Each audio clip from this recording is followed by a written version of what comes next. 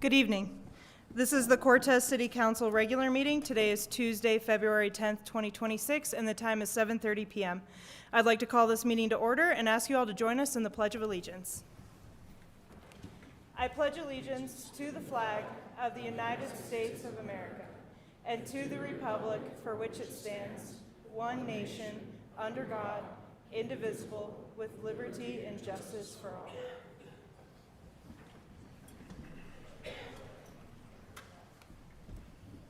Thank you. All right, can we have the roll call?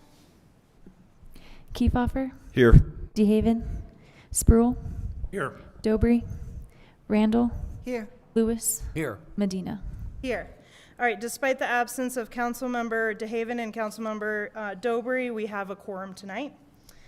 So do we have approval of the agenda as presented? Madam Mayor, I move that council approve the agenda as presented for February 10th, 2026. Second. Motion made by Lewis and seconded by Kiefhofer. Randall. Yes. Spruill. Yes. Lewis. Yes. Kiefhofer. Yes. Medina. Yes. Okay, we're going to move on to number 2 on our agenda, the consent agenda. The listing under consent agenda is a group of items to be acted on with a single motion and vote. This agenda is designed to expedite the handling of limited routine matters by City Council. Either the public or a council member may request that an item may be removed from the consent agenda at the time prior to council's vote. I will ask if a citizen or council member wishes to have any specific item removed from the consent agenda for discussion after reading the list. A, approval of the minutes for the City Council meeting on January 27, 2026. B, approval of the expenditure list for February 10th, 2026. C, approval of a renewal application on a Tavern liquor license for Cortez Conference Center LLC, DBA Destination Grill, located at 2121 East Main Street, Cortez. And D, approval of a renewal application for a hotel and restaurant liquor license with one optional premise for Rodowski Golf LLC, DBA Conquistador Golf Course, located at 2018 North Dolores Road, Cortez. Would anyone like something removed for discussion? Okay. Madam Mayor, I'd like to make a motion that council approve the consent agenda as presented. Second. Motion made by Kiefhofer and seconded by Randall. Spruill. Yes. Randall. Yes. Lewis. Yes. Kiefhofer. Yes. Medina. Yes. Okay, we're going to move on to number 3 on our agenda is public participation. So I'm going to start with, individuals may comment on items that are on this council, may not comment on items on the council agenda during the public participation time. There's no limit to the number of speakers, although this first portion of public comment will be held to an overall time limit of 30 minutes. Speakers have a time limit of 3 minutes per person, may only speak once, and may not cede time to another commenter. So I'm going to start with the comment cards. If you did not fill one out, you're welcome to still provide public comment. So I'd like to invite up, is it Rico Gallegos? You got this. Okay, so go to the podium, make sure the microphone's on. And then you'll see like the buttons. Perfect. Green, good? Yeah, and then there's the timer, so your microphone will cut off at 3 minutes, but Okay. welcome. So my name is Richard Gallegos. I'm pretty involved in the youth, softball especially, but all the youth programs. And I just wanted to bring the attention on the decline that we've seen, especially like for the complex south of town, all rec sports really, for the youth, and how we've been asking for answers for several years. We've held meetings like we're supposed to with the Parks and Rec director, and now that he found out we have a meeting today, he released a letter, probably ChatGPT letter, yesterday regarding the plans for the complex. It's very disappointing for the youth. We started this program with, I want to say 20 kids maybe, and I'm expecting close to 70 this year. These are all kids that we keep out of trouble, that get to travel all over the place because of the program. Not to mention that the softball complex also does generate tons of funds when we hold tournaments. We hold 2 tournaments a year. Miranda holds one, I think it's close to 20 teams. We hold one that's close to 20 teams, and that means a minimum of 10 players per team, plus their parents, plus any extra fans that they come. I mean, that brings revenue here, and we're limited to what we can do because of the condition of the complex, because of not having lights. We can only play for so long, and that really limits the more teams we can bring in. Additionally, we travel all over the country, and I would say our complex is one of the worst that I see. And these are towns that are much smaller than us, have much less funding than us. And honestly, when we first met with the Parks and Rec director, he went down to the complex and looked at it and said, fields and stuff in this condition is fireable for some people. We've seen zero improvement since then. We maintain the fields most of the time. When we hold tournaments, we have volunteers that come and help. It's really sad for the youth, because I know there's grants out there. I know some of them have been used for adult facilities. I just think that and crime for the youth in the areas, it's way up. It's way up, especially violent crimes. And I just think that with our program, and if we can get the complex going, we can continue to grow this thing, because it's gotten way bigger than we ever imagined. So that's all I have. Thank you. Okay, I'd like to invite Chad Pierce.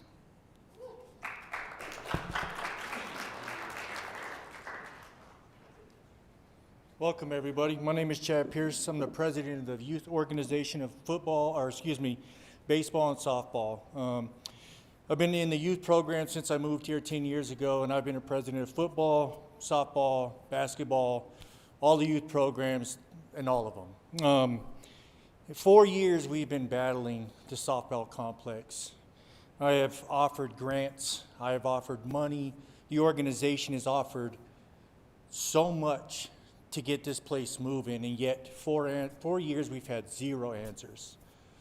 Like Rico just said, we got a letter yesterday after we said that we're going to come here and present ourselves. Enough's enough.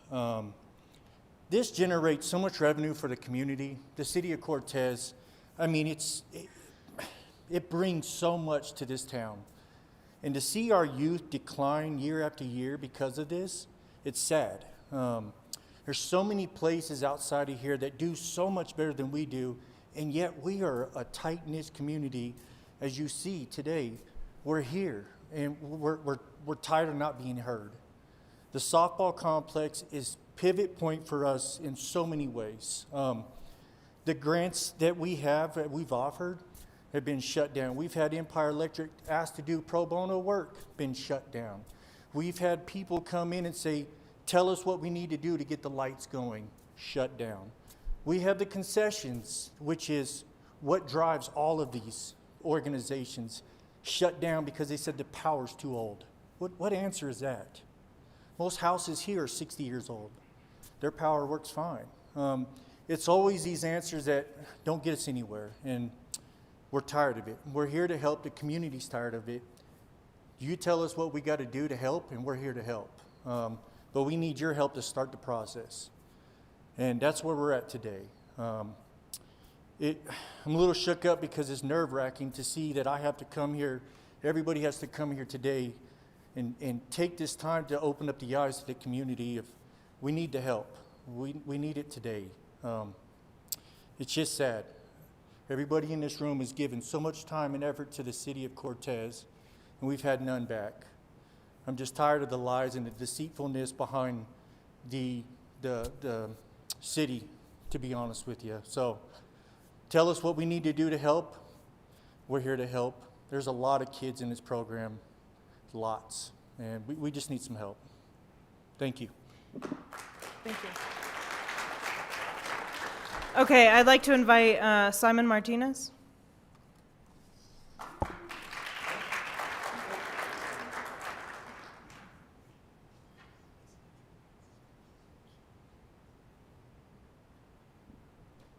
Hello, thank you for this time. I've spent over 30 years in the city limits of Cortez. Coached 20 years ago baseball, seemed to find myself in it again. 40 years in some type of sports within Cortez city limits. All I ask is the council to look at your budget. If there's money available for these programs, for the kids of this community, need to be spent on the kids of this community. There's not a lot of summer activities. Baseball's one of them. Maybe soccer, maybe swimming. But this is a place where the youth can spend time together. I know it's a community of retirees maybe in Montezuma County, Cortez city limits. But the people in this room are the taxpayers and the workers in this city. They pay taxes. There needs to be some opportunity for this money to go back into the fields. The last couple of years I coached, there's 4 fields there by the rec center. One of them doesn't have a dugout. And we have very unusual weather in the Four Corners.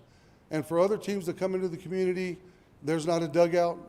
There's not dugouts south of Cortez. If there's money available, it should be spent on the children for their activities to keep them off the streets, because as it is right now, they need some effort to maintain. If the city can't do it, then there's other opportunities of other state funded that can come in and take care of these facilities.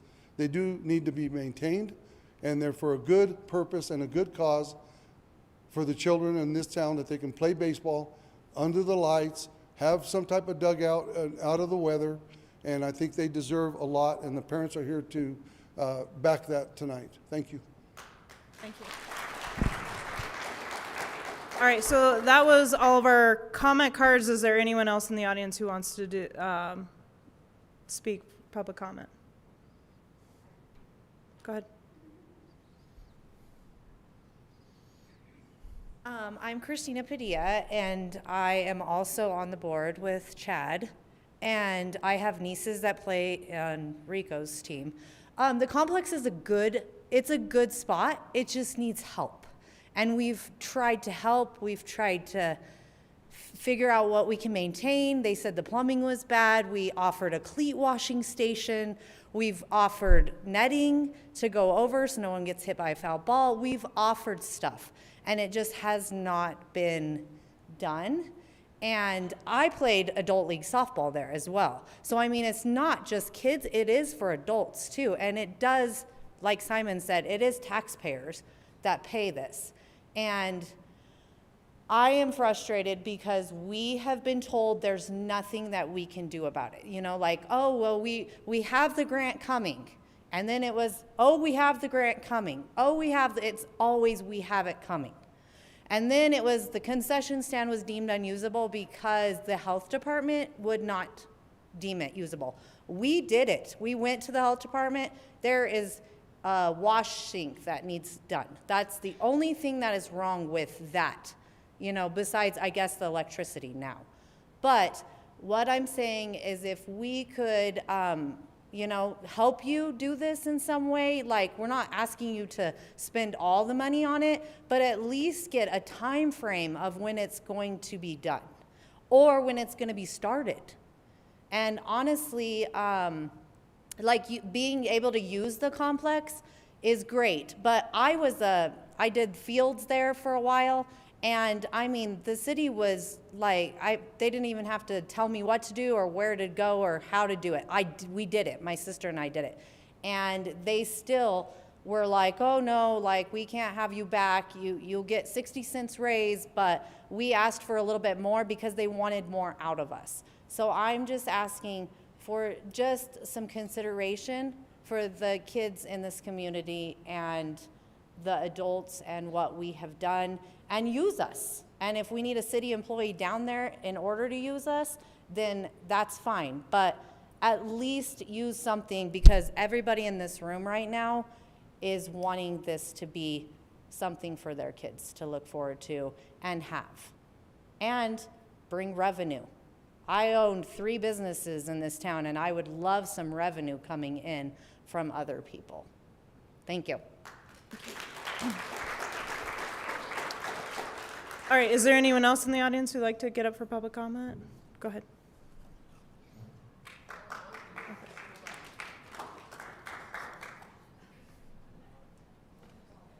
Hi, Hi, my name's Morgan Head. I am the treasurer for the Rec League and also for the Panther Traveling Organization. I just want to reiterate again, we have come to the Parks and Rec Department. We have offered help. I just want to reiterate that to you guys again. We have 2 501c3 organizations. We're capable of getting grants. You know, we're capable of doing the footwork to try and get money in to help with the complex.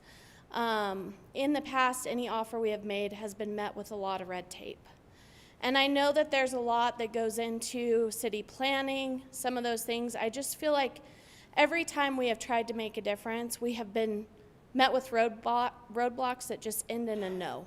So what we're wanting to see is some movement. So if that's something that you guys can help with, that's what we're here looking for. We want to have a good relationship with the city.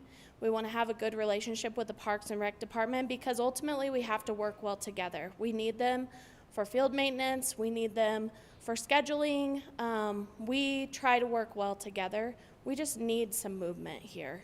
And that facility is very important to us. We have in the rec league itself, we had 8 softball teams.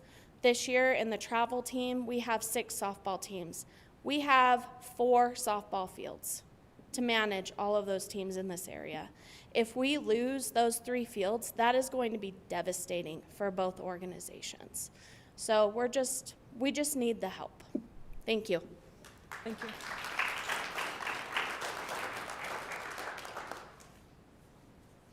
Hello, my name is Tiffany Cheney. I am just a parent here tonight and a concerned citizen because I know that the softball fields, they have been neglected for several years. But softball is definitely something that's growing in this community. In fact, it's the fastest growing sport in the United States. And these girls work their butts off on those fields. And yeah, the travel organization, we have 7 teams right now. The rec, they have their teams. There's also 2 other travel teams that are made entirely of teenagers that have to use the Englehart field, which belongs to the school, just because there isn't enough fields. And the safety down at the softball complex is also another big concern. And there are certain things that we've brought to the city's attention that were never fixed. 2 years ago, we were cleaning up the complex for a softball tournament, and there was a patch of mud where there should have been grass right next to the pavement that Rico actually slipped on, hit his head, and it's a wonder he didn't crack his skull open. Thank goodness he had a hat on. He definitely had a concussion. We brought that one incident to the attention, and it still looks the same way it does. Whenever we have a tournament down there now, we put a trash can over it to make sure nobody gets hurt. And I know that this is not just a recent thing. I know there's people in the past that have been part of softball organizations in this community that have went out, found the grants, and all they needed was a signature. They were wanting to get nets over the playground down there so small children would not get hit by a foul ball. All it needed was a signature, and it was not done. So this is more than just, we're also creating revenue and opportunity for these girls because they go out there and they play their hearts out. And I've already bragged, actually, Dr. Randall, I bragged to you just a couple weeks ago about how amazing these girls are. I didn't even know you were here. But these girls and their parents put the time and work on these fields. So if you guys need help, if you just need manpower, it's here. This community wants something for these kids because we're out there every single day. And these girls are out there every single day putting in the work for this. And so we're just asking for you guys to just give us the signature so we can move forward. Thank you so much. Thank you.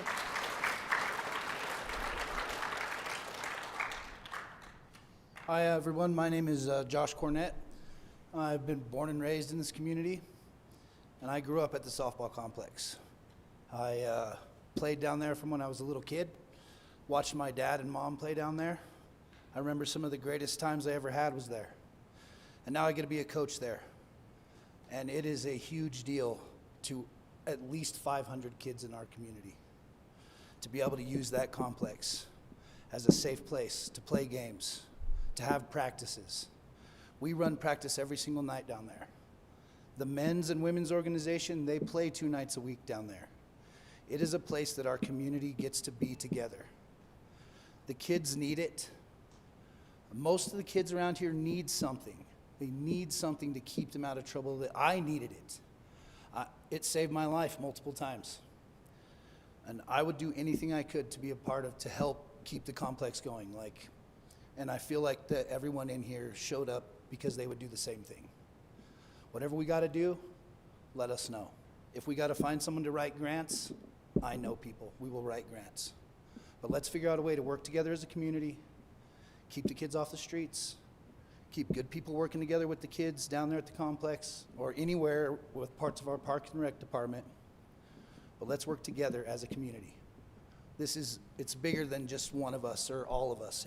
It is our kids and our youth. That is what our future is. The youth is our future, not retirement. It's our kids. That's what we need to be putting back into. The money should be going back into our kids. Thank you very much. Thank you. All right, we have time for a few more. Anyone else from the audience like to get up? Otherwise, okay, go ahead.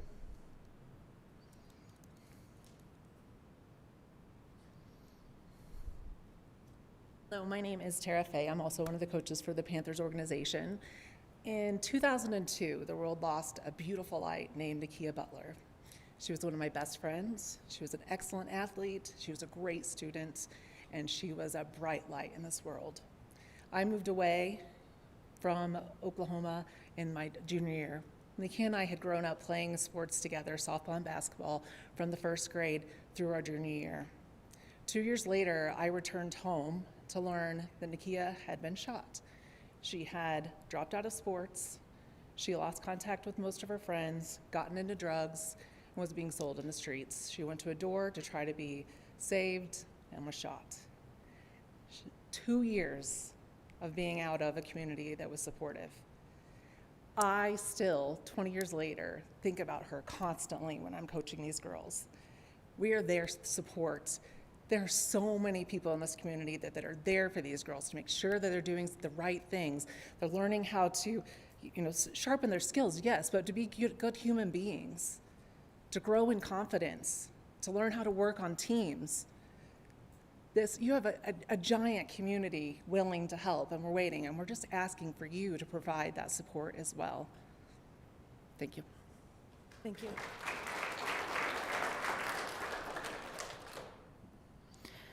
All right, well, anyone else from the audience? Okay. I just want to thank you all for coming here. It can be intimidating to get on the podium and share your thoughts, but really appreciate your engagement and sharing this concern with us. So we'll have follow-up. Okay, thank you. Okay, we're going to close this public participation section and move on to 4 presentations. On our agenda, 4A is donation of art to the City of Cortez by artist Karen Kristen, presented by Carla Odell, our court administrator. And I'd like to invite City Council on the floor to present our award to the artist.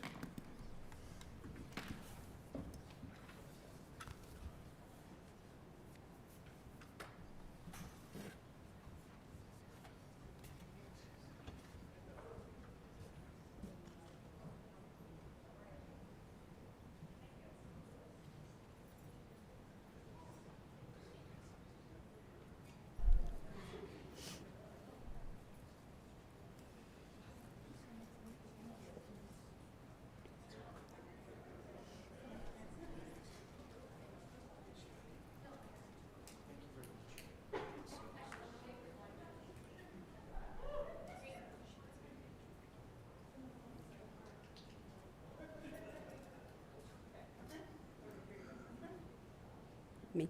Okay. Right here? Okay. So, Mayor, Council, I would like to talk about local artist Karen Kristen. She has lived in our Cortez area for 25 years. She is the owner of Sky Art Studio and Gallery, currently located at Indian Camp Ranch. According to Karen, Her mother knew from a young age that Karen would one day be an artist. She comes from a family of talented individuals. Some of her siblings are musicians, and her mother was an artist as well. Her brother created the music for the TV show Dallas. Karen is most famous for painting backdrops for movie stars in Hollywood. She created paintings for the Summer Olympics and was even on the cover of Time magazine. She created the spectacular sky art at the Venetian Casino and Caesar's Palace in Las Vegas, Nevada. Although she has created various types of paintings, her passion is sky art. Karen is donating one of her creations to the city of Cortez. It is titled The Red Sunset. The painting was created in 1992 while she was living in Albuquerque, New Mexico, for a client to use in a TV commercial. The painting is 7 feet by 11 feet.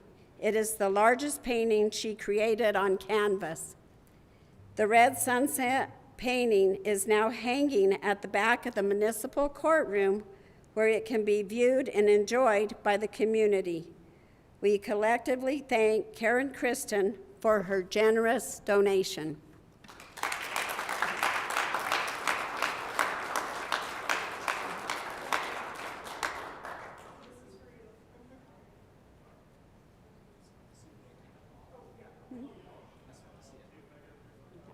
It's very nice. It's beautiful.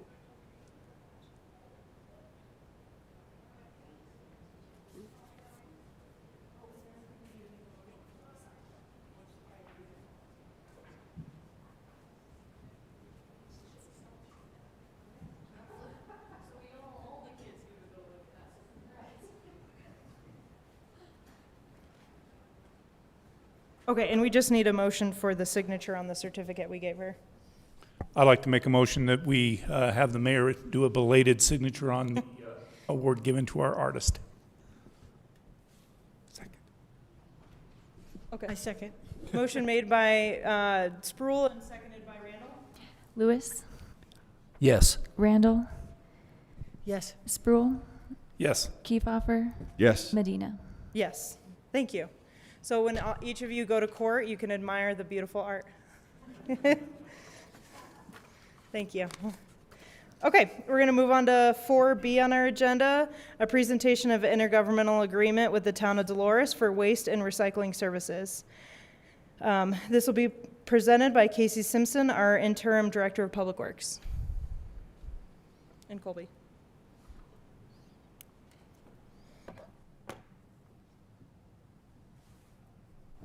There we are. Good evening, Madam Mayor and Council. Thanks for hearing us present about this awesome opportunity. Do you mind pushing the mic closer to you, just to make sure it gets picked up on the recording? Thanks, Casey. Yeah, sorry. Thanks for having us tonight and hearing about this awesome opportunity. Hello, so good evening.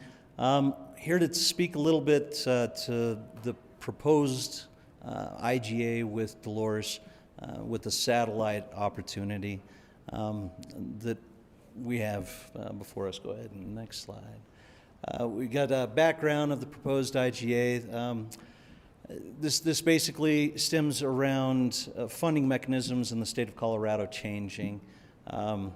Used to through different funding mechanisms that would come through the landfill, tip fees, you'd be able to apply for funds, and that's what operated some of these drop-off sites around the county.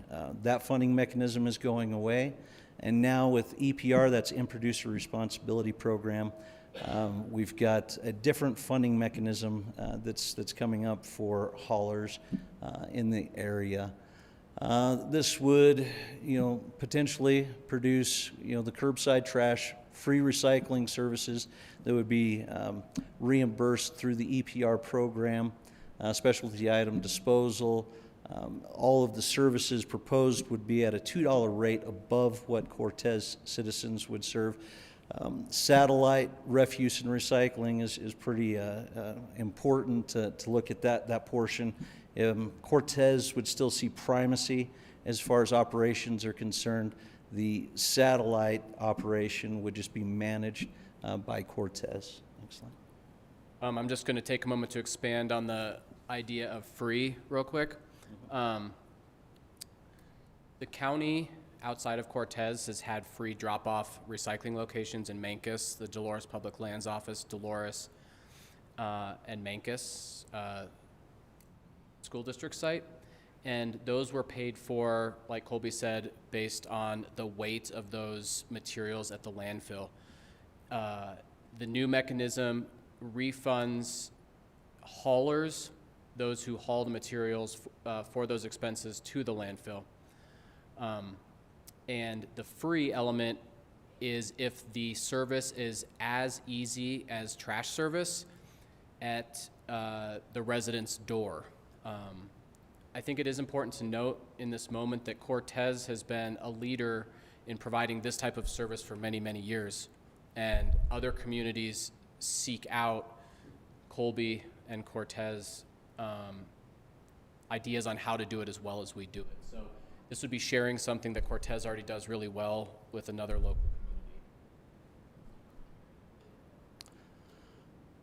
Benefits to Dolores and surrounding communities. So, like Casey was expanding upon, that's going to provide convenient curbside service for refuse and recycling services, rather than just having drop-off sites. Drop-off site, they're going to be limited, but not necessarily going away in some capacity. Cortez will remain with its drop-off site at 110 West Progress Circle. We're not going to be getting rid of that. Curbside, though, will be expanding to the population. This is, it addresses a lot of different things, such as the illegal dumping issues that we've seen whenever we had an ordinance 1187 in 2014 with convenience dumping that was often referenced by outside parties coming into Cortez, dropping off materials. Expanding our ability to accept material will make sure that we're actually getting it at the source versus having to pick it up, in some back alley somewhere. Direct benefits to the city of Cortez. Fleet modernization is a huge one. We've been on this journey for a few years now. You've probably seen in the numbers. It's actually produced a great benefit to our workers. Our workers actually have the tools to get the job done. We don't have the injuries that we used to see. Giving them those opportunities also provides the opportunity to have a skilled labor force, that they actually have a career ladder that they can work up. And then expanding upon that, it'll take a little bit of a transition, but we can actually speed up the transition to getting those single front load style trash trucks for our commercial operations. And then, of course, potentially, depending on how things roll out, having a side load system on a dedicated single stream recycling route. I would, to point out the fourth bullet there, this continues to position Cortez as a regional leader in waste and recycling services. Colby was at the forefront of signing up for the reimbursements for the EPR program. I received the email notification, so I know that to be the case. And this keeps us at the front as a leader in setting the stage for how best to recycle cleanly in the region. Landfill correlated benefits. This is also going to have the opportunity to increase the landfill lifespan with Montezuma County Landfill. Last time I spoke with Mel Jarman, the manager, he stated that we had just a little over 20 years. Just to give you an idea of what it takes to do that with a landfill, a 20-year life expectancy is not that long. It takes about 10 years' time just to permit a new landfill. So anything that we can do to reduce the volume of waste and material going into the landfill will actually increase the landfill's lifespan. That's going to correlate to better budget for the city as far as our disposal goes, and better budgeting for the county as far as not having to map out new cells. Not too long ago, I was able to take a cohort down to Montezuma County landfill and show them a huge hole in the ground. That hole was, $1 to $3 million in order to build that. That's pretty massive.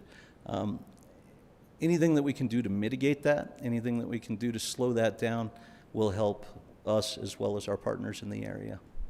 The landfill operates as an enterprise as well, so any costs at the landfill are passed on to the people who use the landfill. So if we can mitigate those costs, we see. Mm-hmm. Standardizing recycling mixes for the region. This is a huge one right here. So if you've been with me long enough, you understand that we've actually seen a lot of different opportunities to jump onto single stream, to jump onto different recycling methods in this town. 20 years ago, it was kind of seen like we were backwards, and then China, stopped with first it was the green fence, and then it was the green wall whenever they reduced the amount of contamination rate that they were willing to accept in order to accept recyclables into their markets. Now, we always tried to participate in markets that were stateside, and it kind of sheltered us. So we went from looking a little backwards to actually looking like we were at the forefront with our source separated. When other markets and other states were shutting down their programs, we were actually able to continue to recycle and to keep on going with our diversion rates. What we have right now with this possibility is to actually expand upon that. So it might seem sudden, but it's not. It's been 20 years in the making. We've been looking for a really good place that we can get standardized, high-quality material outside of our markets. So developing that local market, developing the end markets, and making sure that we can actually kind of create a circular economy which fits hand in glove with what the state would like to see. All recyclables, all recyclables in general are considered a commodity. The different types of recyclables are worth different amounts at market, depending on the remanufacturing sites and where those are in the world. So what Colby, he's always in the industry, so I have to sometimes break down what he's saying, in that the cleaner we make our recycling, the more it's worth. And the more it's worth, if the landfill's selling it, means that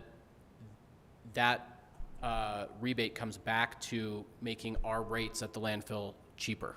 Correct. If you take waste to the landfill, it's one price. If you take recyclables to the landfill, it's a different price, and in some cases a refund, depending on the market value.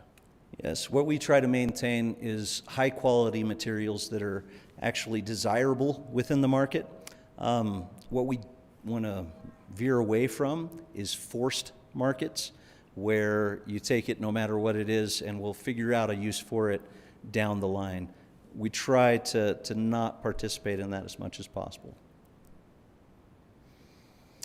Exemplifying Cortez efforts in community benefits. The community benefits, whenever we have a standardized process, it's actually going to benefit Cortez as well as the surrounding area.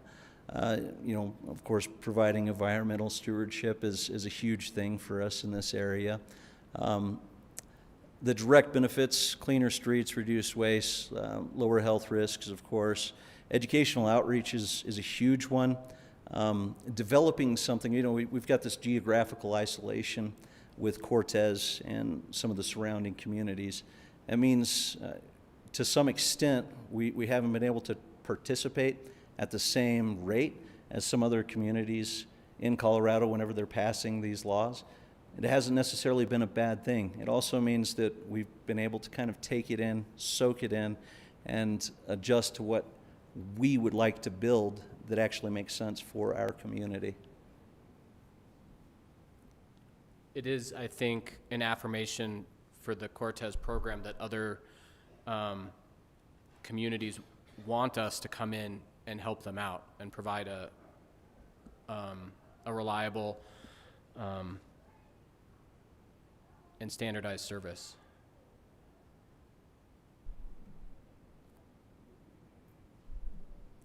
Additional benefits, regional growth. Of course, this is going to foster a lot of regional cooperation, and that's kind of what we're looking for. We don't want to necessarily be the only one. It feels nice sometimes, and it feels nice when your efforts are validated over the years. But it also would be nice to have more people kind of pulling in the same direction. And if we can showcase that, of course, like we're trying to with the state of Colorado, then that's going to position the city of Cortez to get more funding. It's going to uplift potential future collaborations. There's grant opportunities right now. There's one capacity grant that the county is working on for a transfer station. There's different aspects that are becoming viable because of all these different operations. Just a little fun fact here at the bottom. I got a couple of them actually. Just so you're kind of, if you're wondering where Cortez is in the grand scheme of things for our area, with Montezuma County landfill, over 90% of all the cardboard that goes through Montezuma County landfill's processing, and they accept everybody's, over 90% of that comes through the city of Cortez's program. That amounts to about a semi-truck a month. Another one, if you'd like another one, last year for 2025, all right, this is a type 1 plastic bottle, okay? It takes about 20 of these to make a pound, depending on the thickness, the film, viscosity, all that kind of stuff. But on average, 20 bottles to make 1 pound. Last year, City of Cortez, we recycled over 27,000 pounds of just type 1 plastics. That's pretty good. We're doing pretty good. We should probably be drinking out of reusable water bottles, Colby. Yeah, well, I needed a prop. A prop for sure. Financial impact analysis. So the financial impacts, we were looking at, generalized, what is it going to take to get things up and running for Dolores should we decide to broach the subject further.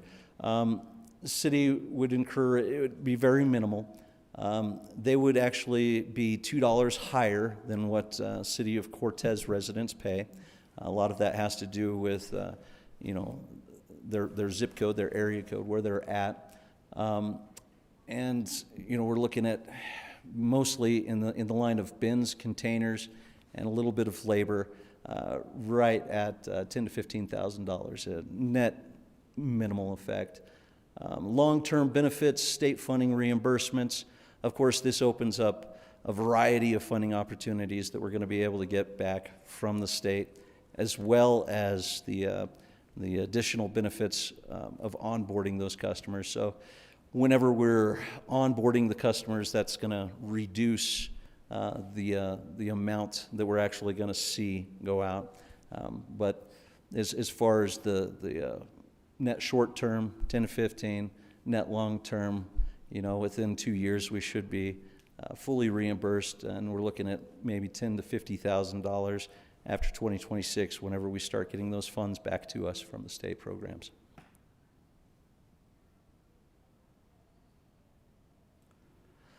Conclusion and vision. Dolores IGA creates a win-win-win. So everything that we try to develop, we want to bring it to you as polished as we can.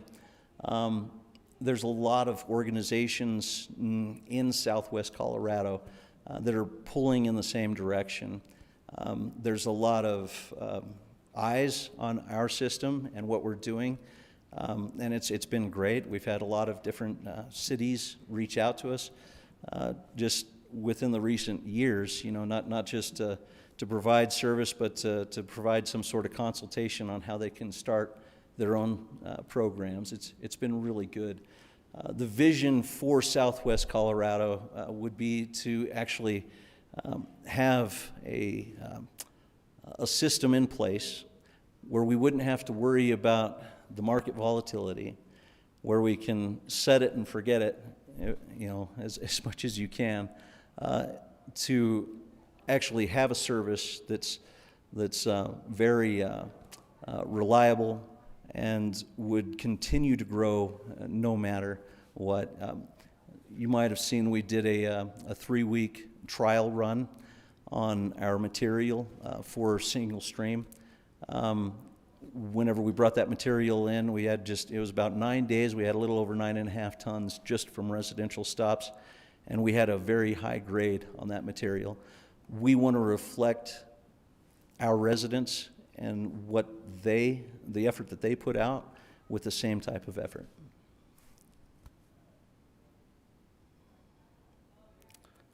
Any questions? I just want to like clear up the whole thing. So, okay, so we're potentially going to go into an agreement with the town of Dolores to pick up their trash, you know, their refuse and recycling. Correct. And the benefit would be not only like revenue for us because we'd be doing their trash as well, but having this new recycling program that we're going to have, they would have it as well. Correct. Okay. Correct. Which is eligible for the rebates. Okay. Which is free for the resident, but we get paid back for. Okay. I'll let others ask questions. My question is, do we currently have the equipment and staff to provide this to Dolores? So the way that we've been modernizing our fleet, we've come across some good efficiencies. So we just actually have our second side load truck is now active. You guys might have seen it out in the community. Bin Reaper is the name, just in case you're wondering. But yes, so we actually have at current levels the ability to start this program. Depending on the size and the scope and how much it would grow, it would give us the chance to put our feet in, move forward with it, and then we can address it from there. We're very capable at current staff levels to accept the moderate growth that would come initially, and then we could reassess that growth and the needs that would come from that. But it would be a satellite service is what we're looking at. We're looking at it for it to be a self-sustaining service. And kind of pave the way, so it would help us solidify the type of material that we're taking, not only in Cortez but in Dolores, the surrounding area. The more people that we have doing the exact same type of collection, the less contamination we have, the easier it is to move things to market. Yes, does that answer your question? Somewhat.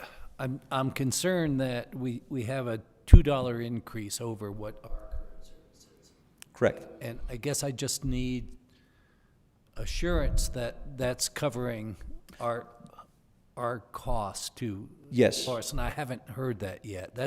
I just want to make sure we don't get into something, find out, now we need an additional, piece of equipment. We need 3 additional staff, and what you said, we've got cost of about $10,000 to $15,000 currently that we're expecting, but I just need reassurance on that $2 increase. Yes, so the $2 increase is going to, you got the onboarding and then you have the latency, right? So it'll take a little bit of time from the time that you onboard customers to the time you do route development. All that kind of takes a little bit of time to get things going. The cost will be self-sustaining at the point that we're looking at fully recouping those costs. That's the initial cost, and that's just a number to give you an idea of what it's going to cost. The actual bins that we're utilizing, that's bins that we already have.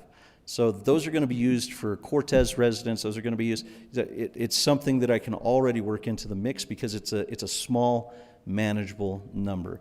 You know, City of Cortez, we're over 9,000 residents. Dolores is around 500. You know, it's a very small amount compared to what we're servicing right now.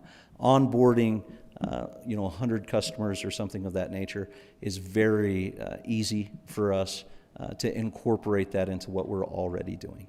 And Bill, I want to further explain that, or Councilmember Lewis, the enterprise, the Cortez Refuse and Recycling Enterprise has been functioning in the black, with recycling services being a full debit.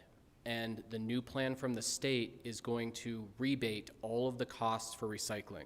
So the more that we recycle, the more that it positively benefits Colby's balance sheets. So really, the opportunity here is very much connected to that new state program to cover the hauling costs. In a way, 9,000 versus 500, we're going to see way more benefits from the larger population in Cortez, but our initial analysis shows that with that benefit in place, it'll easily cover all those costs. Could the state pay out, which that's why this is the viability that the fact that it's viable right now is dependent upon the state's program, which has yet to go into effect. But we're pretty confident, and the state has approved the program, so we're pretty confident it's for sure. Yeah, they've approved the first draft of the program. They've opened it up. We've passed our first phase, and we're entering our second phase of that program, and it will be February 19th, 2026. Okay. I've got one more question, but I'll pass that on because I see other members have questions, and then I come back. So our slideshow was on the benefits of this program, but I missed the slide that says, what are the pitfalls? Pitfalls of the program? Yeah. Well, I mean, there could be some pitfalls. As far as what I'm looking at, what potential pitfalls, you're looking at a different region, right? You're looking at more snow than we typically see in Cortez, okay? The best thing that I can do from a operations standpoint and to mitigate how we go about those potential pitfalls is to make sure that I'm hiring the best personnel that I can. One individual that we actually hired not long ago ran the Dolores routes. Well, that gives us some of those needed knowledge and the information that he has on unloading or setting up some of those services, how best to run this route, when to maybe do a delay if there should be a delay in service there, because they do see different levels of snow, things of that nature. But for me, it's more or less an operational standpoint, and as far as like potential pitfall, and maybe the distance to market. Distance to market, we made that up with the overall cost is going to be higher than what a Cortez resident is going to see, and then operations, it'll just take a little bit of time to kind of flesh out a new area and figure out the best way to run those operations. I would say one other pitfall that we've already looked at would be volume. If we didn't have enough customers or potential customers in Dolores, it wouldn't necessarily make it worth it to go over there. So when we did the initial poll, we wanted to see approaching 100 businesses and or residents interested in the program so that it was worth driving over the hill. We've reached that goal, so that would be an issue. I could see, I think weather, and they've got a different public works department plowing their snow, and they do it different, and there's some more variables in that. Well, regard. I'm sure you guys are going to look into this, but I just want to make sure that the city of Cortez doesn't subsidize the town of Dolores on their waste. We're driving over there to pick up their trash, and we slide off the road, and we've now wrecked a truck. We have to get a new truck. yada, yada, yada, and those things happen. And it's gonna have to be built into your contract because we can't afford to pay for their trash pickup. And one more question from me. How does this hurt the individual company?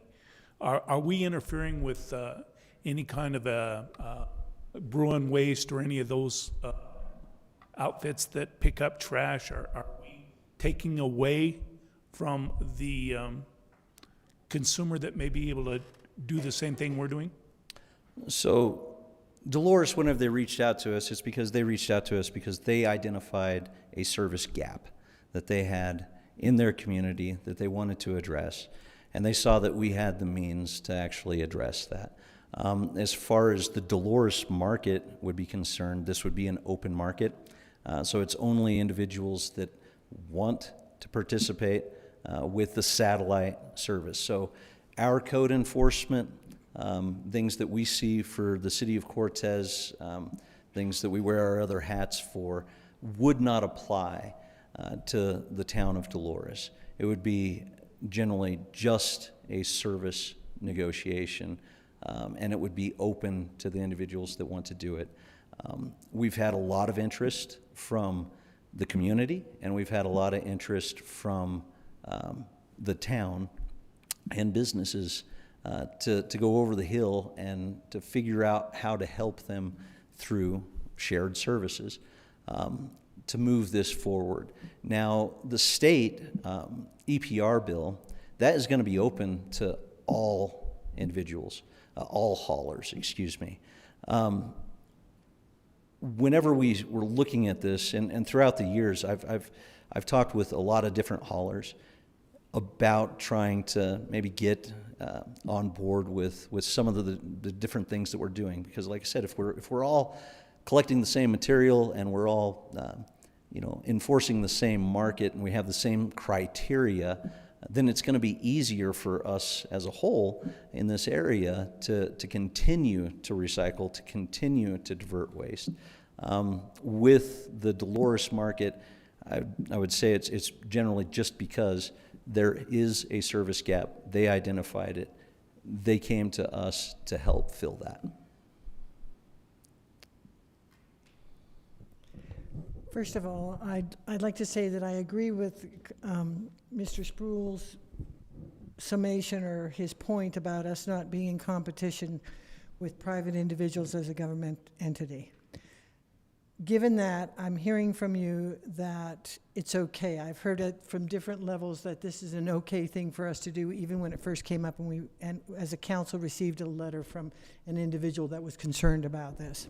Mm-hmm. So going forward, that aside, I would say that I'm really pleased that we're looking forward in this and that we're maneuvering and that we're looking ahead and that we're getting a different take on things, a different way to skin a cat, if you would, by not being just reacting, but being proactive with this program. I do have a question regarding the single stream recycling. Mm-hmm. We did our trial. You mentioned 2 or 3 times about how the single stream, it depends, our reimbursement depends on the quality of the material that we get. Go ahead. But that's sort of my next question is how do we guarantee that we're going to be getting good quality out of what someone's putting in a recycle bin and the like? So if you could just expound on that a little bit. Sure. So first and foremost, the current program, the way that the markets work, you have to ensure a clean, viable product in order to actually get that material to market. We have very clean products with the City of Cortez Recycling. That comes from our first line of defense is the individuals that work for us. They will actually deem whether it's acceptable or not.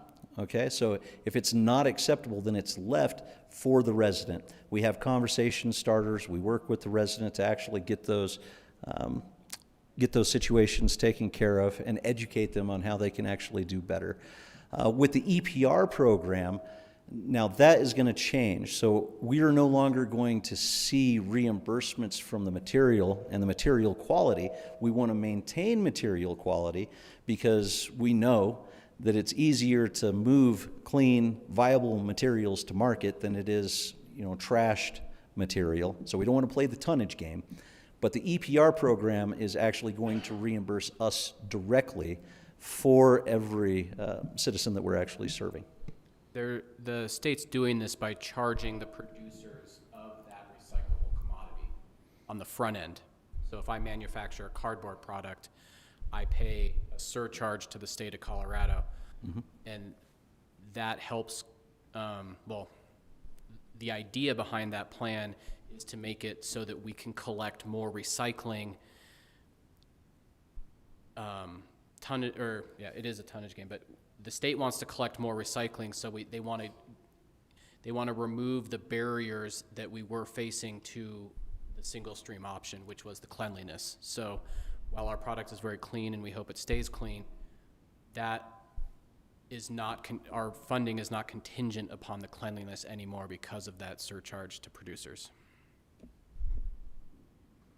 I just do want to commend that we're jumping at it. Seems to me like we're doing all the right things, or that you have done all the right things to look forward in this and to move us forward. And we've been trying to be very forward-thinking, and this is, like I said, it might seem like it's sudden with all the news that's kind of gone around it, but it's been a long time in the making. We've been very slow and methodical in moving forward and creating partnerships, viable partnerships, in Southwest Colorado.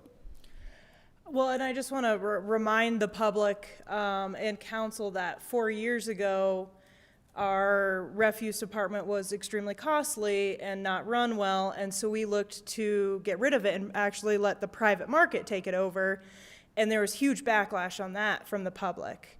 So we pivoted and we decided to improve it, and we've improved it so much that other communities want to be a part of it. So we've gone both ways, and there's always going to be pushback on either approach, but I think you guys have done a great job. My concern is bear-proof trash cans and how we're going to address that for Dolores, who gets, is closer to the forest and gets bears in their community. Right. So, bear-proof containers are actually by ordinance in Dolores. Council might not be aware, but just in case you're not, we actually do have bear-proof containers, and we do have a bear-proof program. We see a lot of bear activity over by Andrew Lane Canyon. We've seen a lot recently. There's, Arrowhead. There's been quite a few areas that we've actually seen, especially the last couple of years, bear containers. I work with, as far as Cortez, I work with residents on timing, and then I work with them, whether or not they need it. With Dolores, they would need the bear-proof containers, and that's something that we already have and would be able to provide.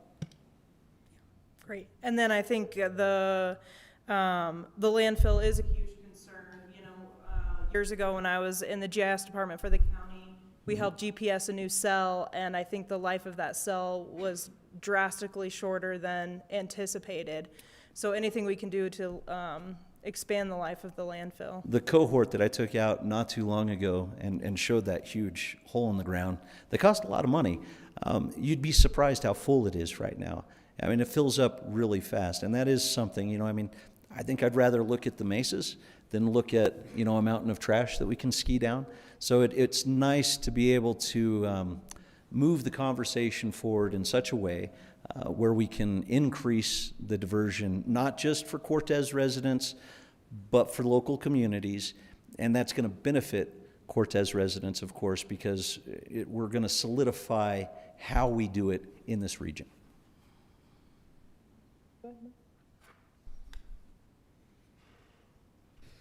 Sorry.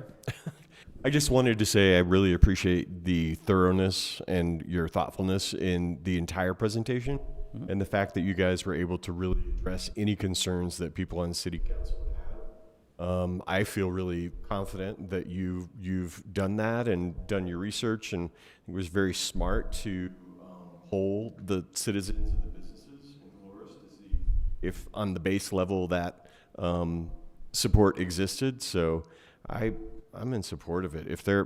Are there any other questions for these guys at all? Yes, sir. I just wanted to add that we do have the full capacity to disaggregate the costs of Dolores from Cortez, and you guys will see all those, so there wouldn't be any concern of it's a pun, but commingling the costs between the two. Good one. With that, I'd like to make a motion that council authorize the city staff to prepare an intergovernmental agreement with the town of Dolores for waste and recycling services to be presented to the city council for ratification at a future meeting. Second. Motion made by Kiefhoffer and seconded by Randall. Lewis, Yes. Sproul, Yes. Kiefhoffer, Yes. Randall, Yes. Medina. Yes. And so just to be clear for the audience, this we made a motion for them to prepare an IGA, an intergovernmental agreement. Once that is in a final draft mode, it'll come back to us, and the community will have the opportunity to comment on it. So, okay. Thank you, guys. We're going to move on to number 5 on our agenda, public hearings. We have none tonight. So number 6, unfinished business. We have none. So we'll move on to number 7 on our agenda, new business. 7A is ordinance number 1359, series 2026.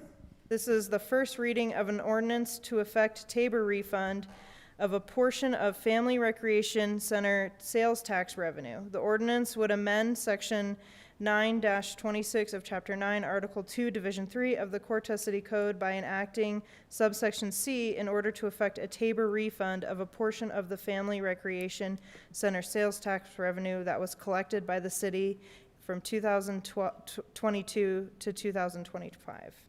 Presented by Drew Sanders, City Manager. Yes, good evening, Mayor and Council. Thank you for that introduction on this. Yes, this is indeed the presentation for first reading of this ordinance to effect this refund for the Recreation Center sales tax.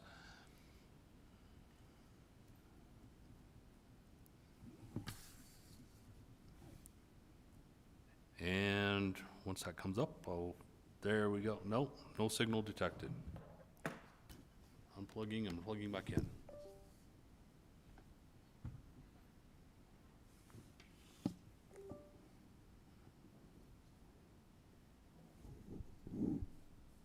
Okay, we're waiting on a presentation, technical difficulty. Well, I will just verbally start this, Mayor. So I just wanted to recap for the community about the past on this and the history. So the overcollection issue was discovered this past September.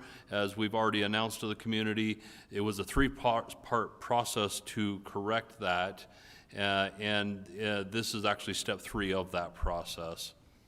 So back in November, we did step 1, where we had to correct the problem immediately. We went ahead and got Ordinance 1350 passed that actually corrected that sales tax over collection starting at January 1 of this year. Then we needed to determine how much was actually over collected, so there was an analysis portion of this. Our finance director, Randy Bailey, did an excellent job of pinpointing all those funds, and then at that point we had to weigh our options and establish a refund plan. Then we set the refund plan in motion. That's what we're doing now with this ordinance, and then seeking passage of this. So just as a reminder about the overcollected funds, we could still tell you where every penny was collected for it and accounted for, and we have still had this confirmed by our external audits and expect that to continue for the fiscal year 2025 audit. So how much was over collected? We talked about this last time, but all we had was an estimate for fiscal year 25. Now we can officially announce to you that it was $2,850,000 or $850,958 exactly that was over collected. So here's our plan. This ordinance authorizes a sales tax holiday from October 18th through December 31st. This time frame was thought out specifically so that our tourist season was over and that this would have maximum benefit for our locals. Also, it's timed around the holiday season, so we're hoping that'll be an added benefit for our businesses. Our estimate was that it would take 70 days to do this refund. We are shooting for 75 days in order to make sure that there's a full refund there. We would like to slightly overshoot it rather than undershoot it. Also, other factors, economic factors and so on that we don't have any control over could be in play, and so we're just trying to take the safe bet by going for 75 days. With that being said, Council, I would like to submit this to you for first reading and, of course, set it for public hearing and final passage, perhaps. Thank you, Council. Any questions? I guess, can I just clarify, I guess for the audience, since actually refunding tax money to individuals, trying to track who spent what in those 3 years, the idea then is to lower our tax so that we're collecting the less, 2,800,000 less. And so that's going to be over a almost 3-month period. So that would be the time to buy things, save money on sales tax, and kind of make up that difference of the overcollection. And thank you, Mayor. And just to be clear, this is only city sales tax, so there will still be sales tax, Yeah. but it will be state sales tax, not city sales tax. Okay, and then this is just first reading. When we do the second reading, we'll have public hearing portion. If there are no further questions by council, Madam Mayor, I move that council approve on first reading ordinance 1359, series 2026, an ordinance amending section 9-26 of chapter 9, article 2, division 3 of the Cortez City Code by enacting subsection C in order to effect a TABOR refund of a portion of the Family Recreation Center sales tax revenue that was collected by the city in 2022 through 2025 and set for a second reading and public hearing on February 24th, 2026. Second. Motion made by Lewis and seconded by Kiefhoffer. Randall, Yes. Sproul, Yes. Kiefhoffer, Yes. Lewis, Yes. Dina. Yes. Okay, we're going to move on to 7B on our agenda, ordinance number 1356, series 2026. Council will take into consideration on first reading an ordinance approving a 40-year land lease agreement with Cortez Real Estate Holding Company, LLC, for private hangar development at the Cortez Municipal Airport, presented by Jeremy Patton, our airport director. Good evening, Madam Mayor, City Council. In your packet in front of you, you have a draft lease agreement for this item. You also have a hangar south 9, or sorry, it should be north 9 exhibit for this entity, and then the draft ordinance. So for background information, we've received an inquiry from Cortez Real Estate Holding Company. We have been in communication with the owner of this for several years. He's had a plane at the airport for over probably 15 years. But just recently, in the last year or so, he's getting more serious about it, and then we've contacted all the previous names ahead of him. They are either not ready, they want to build something larger, waiting on the South Apron expansion, and so he came to us ready with plans. And in the last 6 months, was taking diligent steps to get those proposals to us. The airport currently has room for one more hangar on that north end. We just did a private hangar, as you know, last year. That's almost complete in construction. They're waiting on the apron, concrete. Weather's not great right now, so we'll have that one done, and then we'll move into this one hopefully in March. The proposed lot will allow for this hangar and apron access to the taxiway Bravo, which is parallel to the main taxiway, and has access to the airport for this entity. The proposed building is a 70-foot by 80-foot, totaling 5,600 square feet, and the land area around it, including all the easements that our current lease agreement requires, 20 feet off the west end and then 12.5 feet off each side. Keeps the building separated by 25 feet, totals 9,500 square feet. Again, reference the aerial photograph, and if you have any questions, I'll be glad to answer those. The fiscal impact to the airport from March to December of this year at a rate of 45 cents a square foot is our current lease rate. We did not increase it this year because inflation is trending downward, and we keep the rate where it was. We're looking at $3,206.25 for the remainder of the year. Moving forward, at that rate, $4,275 for an annual lease rate. And then subsequent annual lease rates, as normally, would be applied, may be adjusted by CPI, and that's a 4-year average of CPI, not a current year. So with that, staff's recommending that council approve on first reading ordinance 1356, series 2026, an ordinance approving a 40-year land lease between the City of Cortez and Cortez Real Estate Holding Company, LLC, for the purpose of hangar construction on hangar lot 9, North 9, and set the ordinance for second reading and public hearing on February 24th, 2026, barring any questions.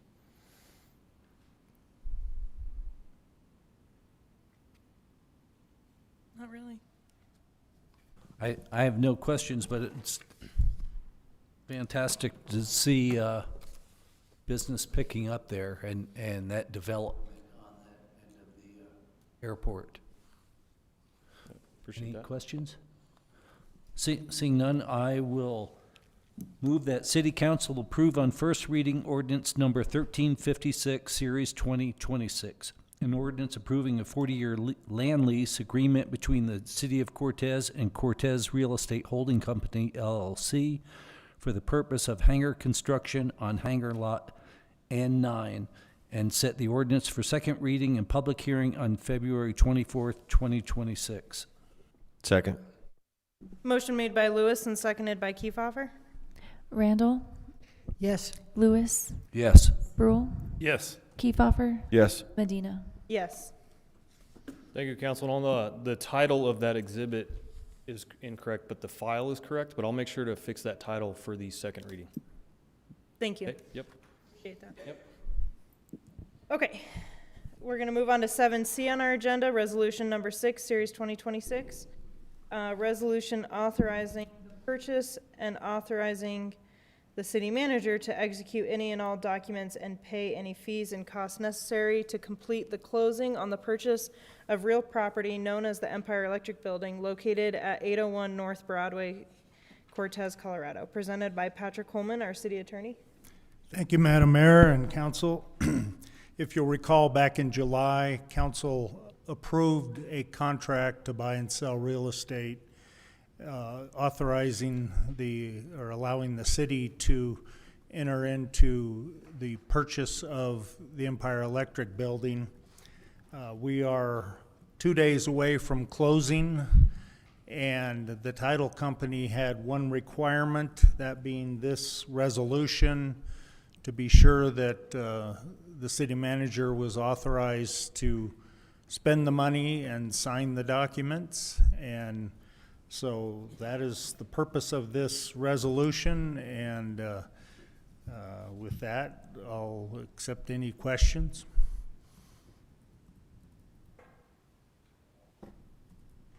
I think that authorization makes sense and is good record keeping. Yes. Has the building been evacuated, or, have they moved out of the building then? Because I know their timeline was around February. Casey? Yes, I believe they have. Okay. And it's been built, the building inspections have all been done, fire inspections, et cetera. Great. Madam Mayor, I'd like to make a motion that council approve resolution number 6, series 2026, a resolution authorizing the purchase and authorizing the city manager to execute any and all documents and pay any fees and costs necessary to complete the purchase of the real property known as the Empire Electric Building located at 801 North Broadway, Cortez, Colorado. Second. Motion made by Kiefhoffer and seconded by Lewis. Sproul, Yes. Kiefhoffer, Yes. Randall, Lewis, Yes. Medina. Yes. Thank you. Okay, we're going to move on to 7D on our agenda, local planning capacity supplemental grant funds. The City of Cortez is qualified to request a $50,000 LPC grant supplemental for early adoption of the expedited fast track review of affordable housing development applications. So DOLA, the Department of Local Affairs, requires a letter requesting the grant fund and signed by the mayor. So this is presented by Jason Armstrong, our interim Community and Economic Development Director. Evening, Council, Madam Mayor. As you mentioned, this is the final step that the city needs to take in order to receive a $50,000 grant and supplemental bonus. A little bit of background on this. The city received the local planning capacity grant in 2024, and we used that to procure a affordable housing coordinator contract role for the city. In order for us to remain compliant with Proposition 123, which opens up the city for grants and other funding programs through the state for affordable housing, we are required to adopt fast-track expedited review of affordable housing projects. What that really means is that we need to take a look at those and come to some sort of conclusion on whether to approve or deny them within 90 days of receiving them, if in fact it meets our definition of affordable housing. We are ready to move forward with that. We did all the work in November of 2025 with council to approve the new code language. Staff put that information into the DOLA compliance portal, and this is our final step. The Community Economic Development Department requests the mayor sign the letter, and we'll get that submitted, and we'll receive that supplemental fund. And with that, I'll take some questions if you have any.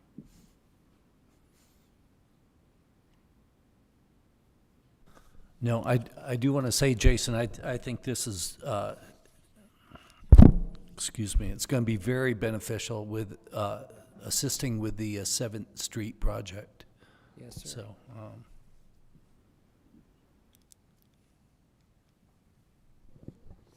If we have no more comment, I move that City Council authorize the mayor to sign a letter to the Department of Local Affairs requesting supplementary grant funds of $50,000 that will support the extension of the contracted housing coordinator position with the city.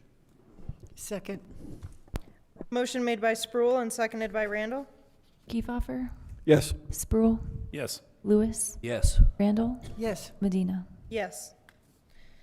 Okay, we're going to move on to 7E on our agenda, equipment purchase for city street cleaning division. The city public works staff is presenting bids and requesting council to approve a lease on a new street sweeper that better meets the needs of the department, simplifies operation, and lowers service and maintenance costs, and will help the city adhere to industry best practices. Presented by Casey Simpson, our interim director of public works. Yeah, thanks. Currently we have 2 street sweepers. One's from 2018 and the other is a 2023. They're both Dulevo brand, and these street sweepers have a Fiat engine, and they are incredibly difficult to maintain and somewhat difficult to operate. Since actually starting with the city, this was one of the first things that came across my desk, and we've been working for about a year to find a solution for the challenges that created a pretty stressful work environment for the operators and the mechanics, for specifically the newer model Dulevo machine that we have. We spent quite a bit of time gathering testimonials from other towns and cities of similar size and much larger about what street sweeping types of sweepers, models, brands, etc., that other municipalities were using. And based on that, we developed a spec for the type of sweeper that we would like to end up with and purchase, and that was a regenerative air sweeper. Initially, the bid that we put out was seeking an equivalent to a Timco 600 BAH regenerative air sweeper, and we got a number of bids on that. We got 6 bids. One was rejected because it didn't meet the equivalency standard. We got a number of other bids, some higher and some lower than the one we decided. on, and we decided on the one we did because of the testimonials and the geographic location of the support that we could get from Ferris Machinery in Grand Junction, Colorado, should we have any issues with the newly acquired sweeper. Additionally, we've decided and hope to go with a lease as opposed to a full purchase, as it spreads the costs and risk over a number of years. Thus, I'm coming tonight to you with the request to lease a Schwarz A7 Tornado regenerative air sweeper from Ferris Machinery in the amount of $388,310. With a 5-year lease, we went out and looked at a number of financing options, and with the support of the finance department, selected Clayton Holdings as the best lease option with the lowest interest rate. And so that purchase would be accompanied by that 5-year lease with an annual payment of $85,274. This money has been budgeted in the equipment fund this year. Open to questions. On behalf of Councilman Dobry, do you know what the life expectancy is on this piece of machinery?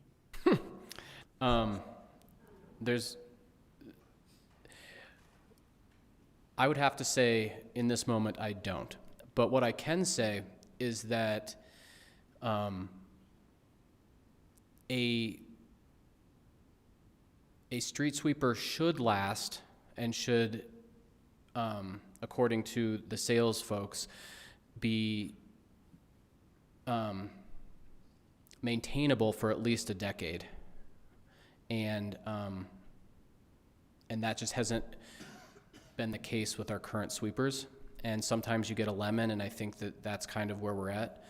Anecdotally, when looking, this might be too much information, but I believe the DeLevo that we're having the most problems with was purchased for somewhere in the neighborhood of $400,000, and because of the record with that specific machine in our region, we're going to struggle to get $50,000 in return off that machine after 3 years.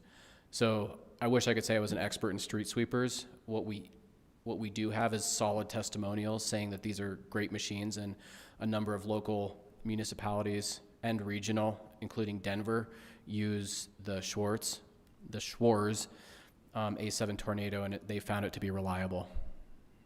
And the dealership in Grand Junction works on these things, and the computer software to work on these machines is not proprietary. One of the problems with the DeLevo is that they won't allow us to have the software to diagnose the machine that we have, and it's thousands of dollars every time we have to bring someone from Denver to work on it.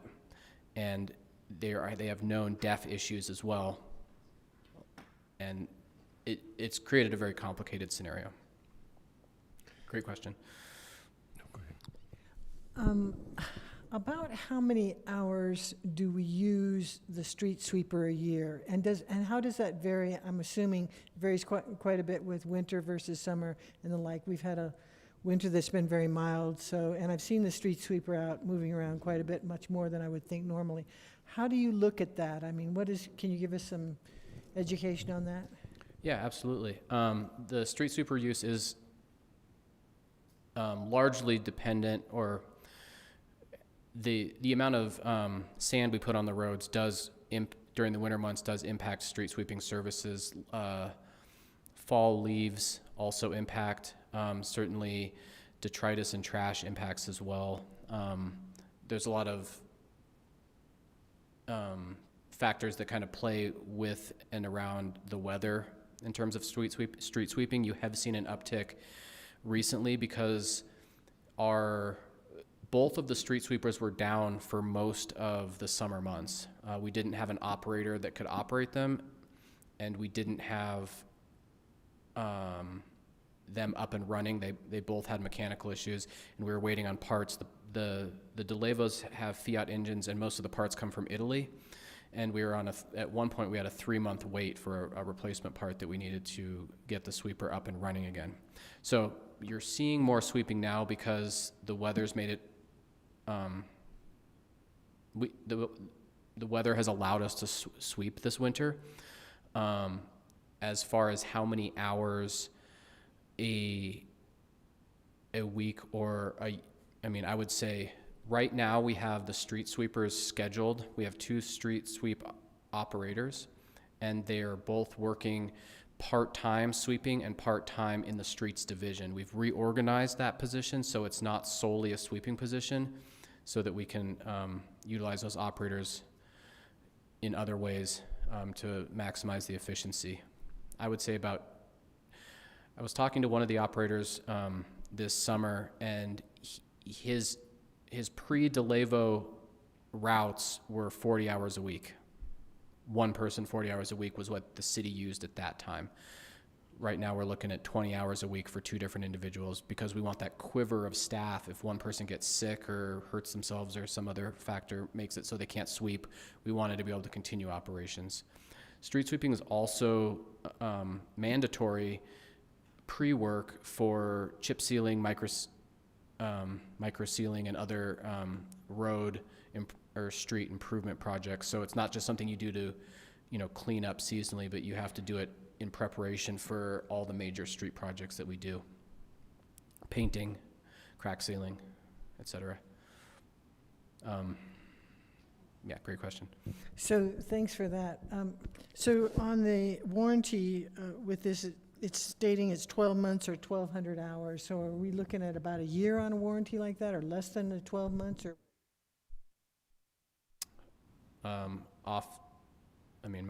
my math off the top I can't produce, but in talking with their salesperson, it's a 1-year warranty on, or I understood it to be a 1-year warranty after purchase for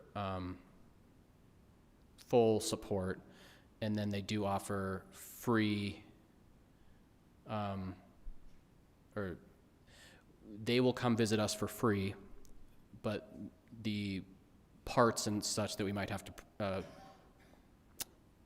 purchase would not be covered after that point.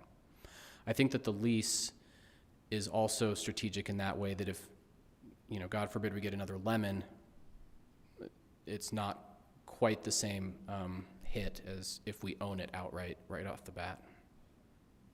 We're not fully invested.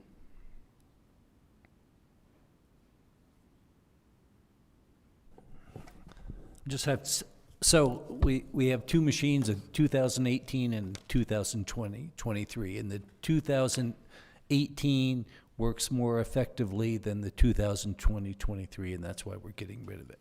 Yep. It's really concerning that we're getting rid of a machine that's not even 3 years old, basically, but I understand there comes a point in time where you just need to cut your losses and move on. So if there are no further questions, I move that City Council accept the bid for Schwartz A7 Tornado from Ferris Machinery Company at its bid price of $388,310 and associated Clayton Holdings financing proposal of $85,274 to be paid annually, and that the city manager be authorized to negotiate and sign a contract on behalf of the city for this purpose.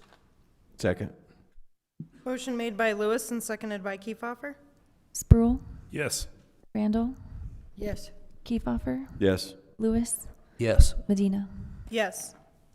Okay, we're going to move on to 7F on our agenda, a letter of support for the Colorado Circular Communities C3 Recycling Transfer Station. So council will consider authorizing the mayor to sign a letter of support for Montezuma County's Recycling Transfer Station grant request through Colorado Circular Economy, presented by Casey Simpson, Interim Director of Public Works. Yes, thank you. So in connection with what Colby and I discussed earlier, the EPR program's rolling out, and that we expect, and the county expects, to see an increased collection of recycled materials. And the, I guess, best equipped organization to handle those recycling materials is Phoenix Recycling. And should that come to pass, the Montezuma County landfill would need to build out a transfer station. They are seeking a grant to do this, and this is a letter of support for that, for the county to pursue the grant to build out that recycling transfer station. And Colby is best positioned to answer any questions on this topic here.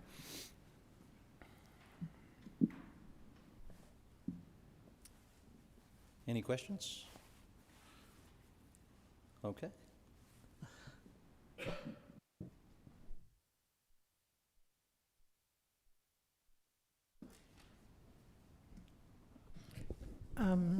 Looks like there's no questions. So I move that the council authorize the mayor to sign the letter of support for Montezuma County's recycling transfer station grant request through Colorado Circular Economy. Second. Motion made by Randall and seconded by Sproul.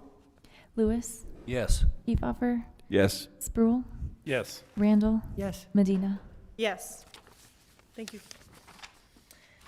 Okay, we're gonna move on to 8 on our agenda, draft resolutions and ordinances. We have none. So number 9 on our agenda is the city attorney report. Thank you, Madam Mayor. I do have one item. If you, the city placed a road closed sign on the south end of North Adams Street. That's adjacent to City Market, on the east side of City Market. And I won't go into the reasons behind the sign, but the neighbor, the property owner to the south, filed a lawsuit back in October seeking to get the city to remove the sign. That matter has now been set for trial, and it's August 17th. And we've been ordered to attempt mediation by July 17th. And so we're working on getting a mediator lined up to see if there are solutions short of removing the sign entirely. Basically, the property owner believes they should have access onto North Adams Street, and it's a dead end, so the city is claiming that they don't have access, and they should have access onto the highway, Main Street. So in any event, August 17th is the trial date, and mandatory mediation is on or before July 17. And I know Councilmember Sproul had asked and thought it was quite a delay up till now, and so I just wanted to let you know that the wheels of justice turn slowly. Thank you, I appreciate that. Yeah. Thank you, Pat. Okay, we're gonna move on to number 10 on our agenda, city manager report. Yes, Mayor and Council, I do have a report for you this evening. First item is we would like to recognize and thank the Franchini family for the generous donation of $32,000 to the Cortez Animal Shelter. These funds are being managed by the Onward Foundation for unanticipated or emergency needs. Their contribution is most appreciated. Number 2, 3 community outreach sessions will take place prior to the April 7th municipal election regarding the Cortez charter ballot questions. These will be informational meetings for anyone who has questions regarding the ballot and the charter amendments. Information regarding the upcoming municipal election and the ballot questions is posted on the City of Cortez website under Elections. The tentative dates for these outreach meetings are Thursday, February 26th, Thursday, March 19th, and Thursday, March 26th. And then the times and locations will be announced at a later date with a little more information. And lastly, it is my pleasure to introduce our new library director who is with us here this evening, Mr. Leroy Harris. Leroy, if you'll please stand. He just started today, so he's still trying to figure out where the all-important rooms are and, so on. But Leroy, thanks for being here this evening. He and his family are relocating to Cortez. You can sit down, I don't want to haze you. relocating to Cortez from New Ulm, Minnesota. With an impressive background and with over 11 years of experience as a professional librarian, Mr. Harris will be an asset to our library and our community. Just please join me in welcoming him.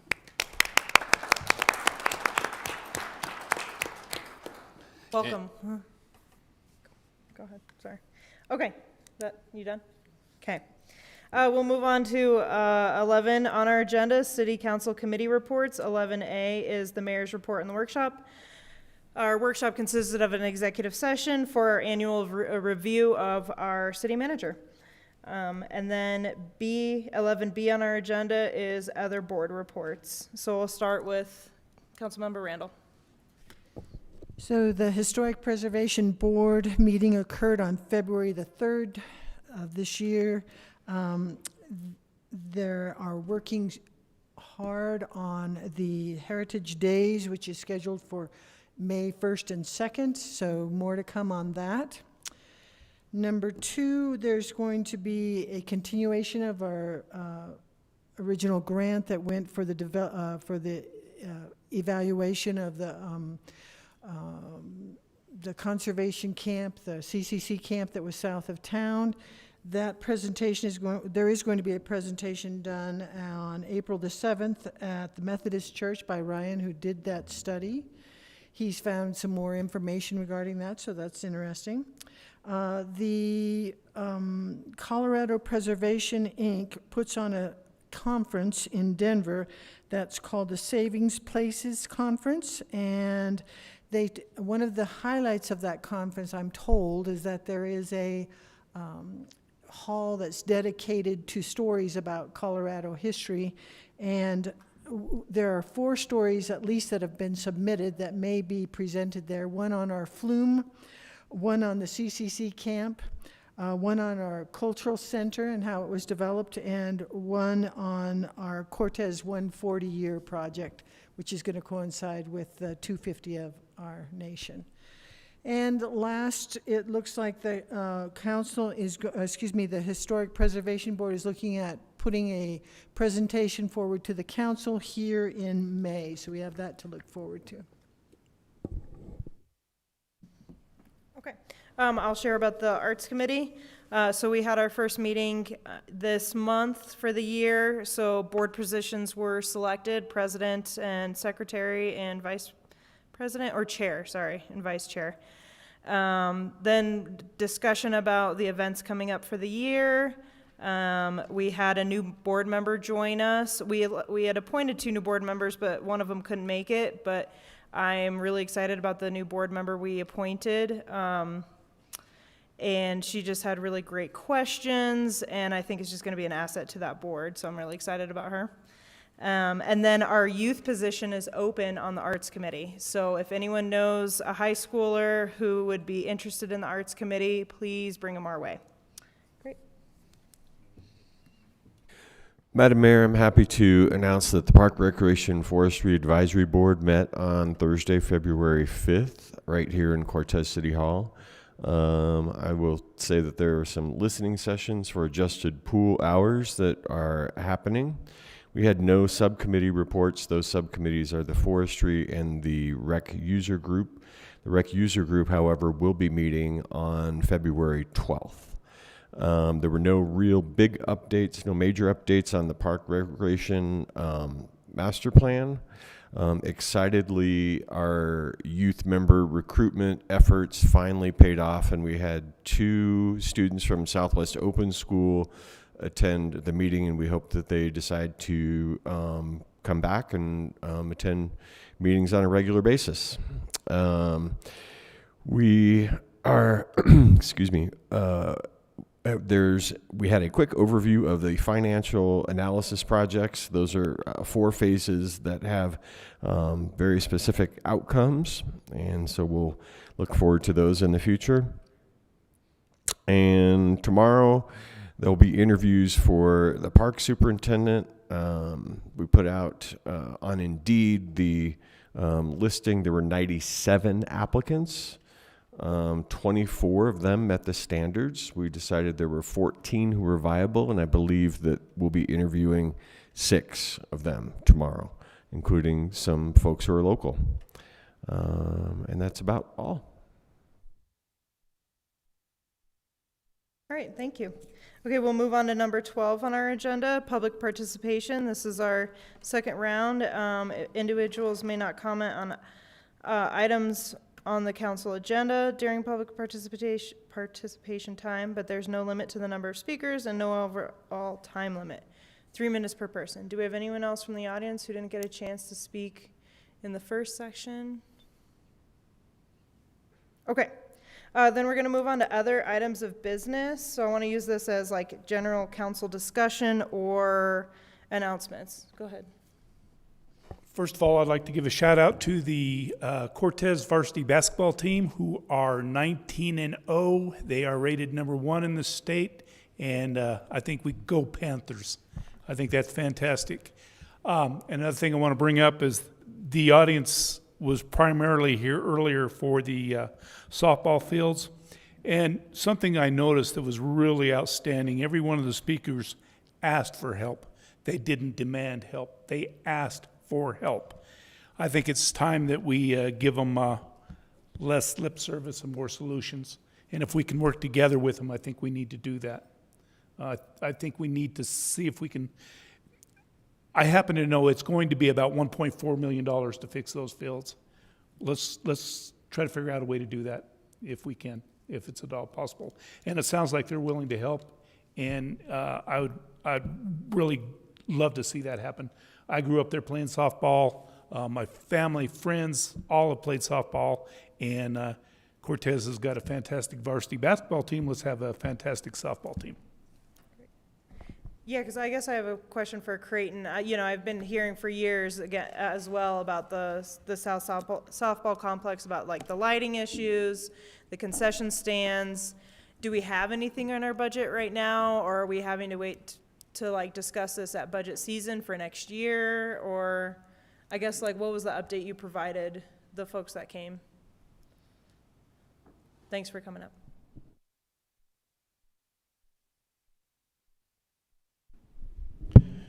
Good evening, Madam Mayor, members of the council. Thank you for the question. There are several things that were said that have me utterly confused. Some of those people I haven't met with, they said that I've met with. A letter has not been distributed, but I did draft one, and it's planned to be going to that group tomorrow night when we're meeting with all the league organizers. And that was, this conversation was the intent of that, part of that intent of that meeting. The other part of it was to talk through our reservation process for our fields as we go through. In previous years, it's been a bit haphazard and not very clear, and we have a really pretty solid process right now we want to run the groups through. That was the second part of the intent tomorrow. So now on to South Softball Complex. There isn't really a short story. It takes some description. In 2024, we started going through, we knew that the bulbs and ballasts were out. These are old school light bulbs, not LED fixtures. As best I can tell, that system is older than I am. My first location that I worked with had an old lighting system on it that was from the 80s. This system, as best I can tell, is somewhere in the 70s range. It's ancient as electrical systems and lighting goes. So in 2024, sorry, I got on a tangent. 2024, we looked into replacing the bulbs and ballasts and replacing the fixtures that had fallen off of the posts. So this is 60 feet in the air. The fixtures that had fallen off of the posts in the recent years. So they had them, they're sitting against the outside fence. So we looked into having it repaired. We put an item out for a contractor to bid on it. Not one contractor was willing to bid and warranty the work because of how old the electrical infrastructure was. We had optional offers to replace the equipment, which we didn't have funds for. So that concern raised by the local electricians told us that we had to be looking deeper into the system. So we hired our on-call engineer, SGM. We brought in an electrical engineer. They completely assessed and evaluated the entire system. Come to find out that our electrical feed, as well as the switching gear, so the main feed from outside the property comes into one core location and then is distributed out to the rest of the plaza. That switching gear was a hazard, to say it nicely, politely. It was on the verge of failing, and when it did, it was not going to fail nicely. It was likely going to explode. So we went through the effort this last year of decommissioning the electric, and just this winter we have turned it off because it was patently unsafe. As far as your question, as a part of that assessment, we're moving on to the next phase of that, which is to have a design completed, which is where the cost estimate has come from that I think Councilmember Sproul referenced. It's in the neighborhood of $1.4 million to complete a new electrical service, put in new field lights, put in parking lot lights that field has never had and sorely needs, as well as some extra electrical capacity for the concession stand and potentially food trucks and other things that might come in on a temporary basis. So design is underway now. The intent of completing the design is to have it done and completed, sitting on a shelf, so that when or if funding was available that we could move forward on it. The first phase, to add the external electric into the main switching component and to the concession stand, is $250,000. So as we went through our budget process this year, we didn't have $250,000 to put into that site. So that's the reason why the electrical is being decommissioned at this point. It is unsafe. It cannot be operated. They mentioned that they were able to get some grants. Are we able to take money that they receive and put it into that ballpark? Is that something that's doable? It all depends on what the source is and what are the strings attached to it. It's hard to say. The last serious conversation I've had with this group about lights has been 2 years ago. And at the time we were talking about the potential of grants. We cannot go after a grant at this point for anything Parks and Rec related because we don't have a current master plan that identifies our current prioritized needs of the community. That is the reason why we're starting a Parks and Rec master plan come later this summer. Part of the reason. Really the bigger reason is to understand what are the needs, what are the priorities of the community, and then like this example, how are we going to pay for it? And just to put it on the side, softball complex is one of 6 or 8 significant issues we have in our park system. We have an issue with the outdoor pool. We have an issue with the irrigation system of the golf course. We have an issue with the irrigation system at Park of Vida and Centennial. We have an issue with Carpenter Open Space and the fact that the trails aren't maintained appropriately. This is not a singular issue that is targeting an individual group. It is a system-wide issue that we have to deal with. You guys are familiar with, we just took an item to council at the last meeting about the rec center slide tower that is on the verge of failing, that we're in the process of repairing. The short answer is we have not maintained our parks and recreation infrastructure for a very long time. And we have not, as a community, come up with a plan on what we're going to do when this stuff starts to fail. So with that in mind, when stuff fails, we take it down because it becomes unsafe. Centennial structure, 3 years ago, Centennial structure became wobbly. It started leaning back and forth. We took it down because we couldn't afford to replace it. It's a $120,000 structure that needed to be replaced. It all boils down to money, and we know that. It's not want, because we want to fix that. It all boils down to money. But when they kept at us with, we can help with funding, we can help with maintenance, is there any way to partnership up with them and receive that help? Yeah, that was part of the conversation plan for tomorrow. I've heard from groups that there's interest in doing some of the maintenance on the fields. I'm game to have that conversation and talk about it. There are some things, though, we cannot let a nonprofit organization use a piece of equipment, and that's always the first request. Well, let me just run your utility vehicle to drag the fields. Our risk manager does not allow us to do that. So it's got to be things that are reasonable, certainly open to having the conversation.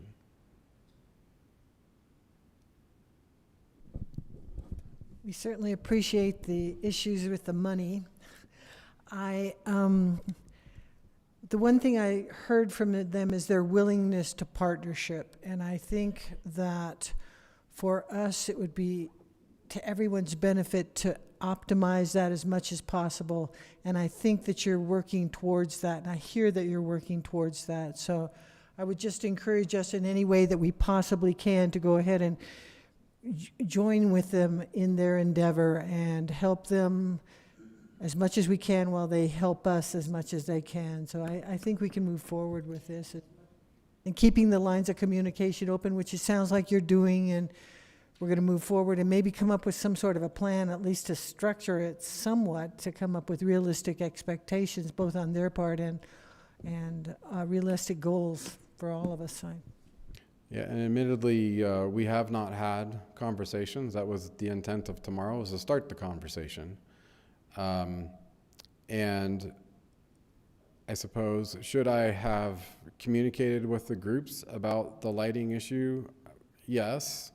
And again, that was the intent of tomorrow's conversation. So admittedly, I was blindsided by today. I heard about it yesterday, started preparing information for it in the event that this came up. Council asked a question, so I went through it and just made sure I had everything in my head right. Yeah, I'm totally game to partner, but it's got to be realistic options.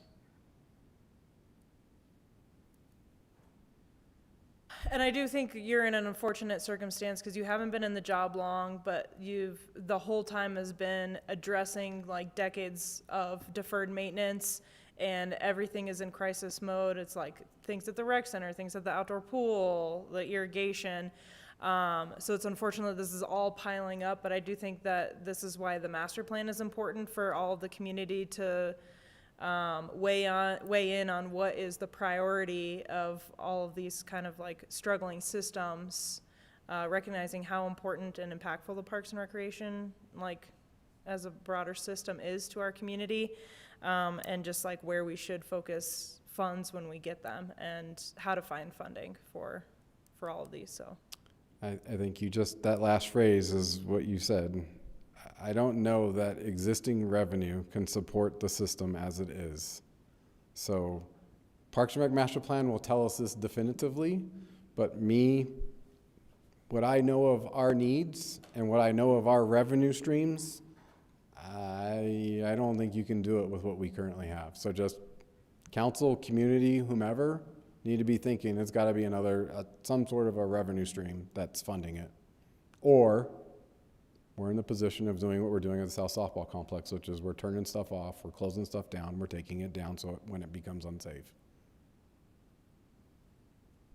One thing I have appreciated, and we spoke about it earlier today a bit, was our ability as a team to work together, come up with different ideas, and to think outside of the box. And I think this is a great opportunity for us to move in that direction. And Creighton, I appreciate your work and the hit you take, and like the mayor said, the cards you've been dealt. I think you do an excellent job, and we support you 100%, and we also support the community and its needs. So thank you. Thank you, I appreciate that. And I like the fact that you were able to walk up to that stand. Your point of view, that's very good for us. Very good, and we appreciate that. Thank you. thank you, Creighton. Thank you. Okay, any other council discussion items, or we have a motion to adjourn? Madam Mayor, I move to adjourn. Second. A motion made by Lewis and seconded by Sproul. Randall, Yes. Kiefhofer, Yes. Sproul, Yes. Lewis, Yes. Dina. Yes. All right, thank you all for coming tonight. Have a good night.